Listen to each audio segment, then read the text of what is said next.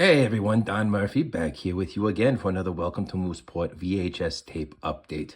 Now, as always, lots of moving parts, lots of things going on for you, but wanted to come here and address an issue. As many of you know, last fall, I switched to a dairy-free diet. Lots of reasons for doing so. I'll spare you the details, but let's just say some intolerances.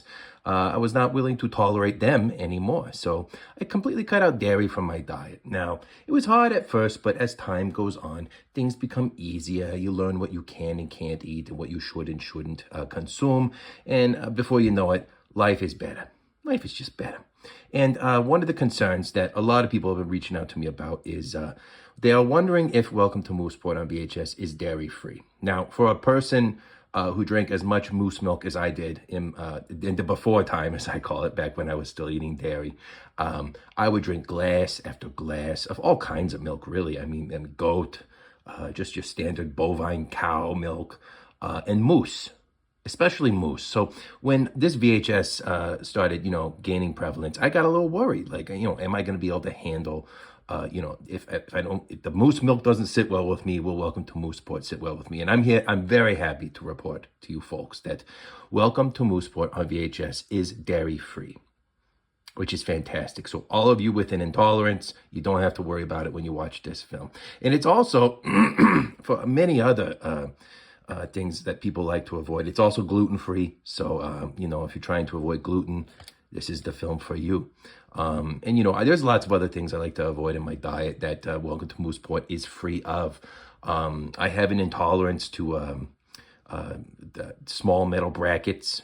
There's none of those in here. I have an intolerance to fiberglass insulation. The insides of light bulbs, those little twirly things, the things that actually illuminate. If I eat one of those, I'm sitting on the can for a week. So I'm very intolerant to the insides of light bulbs.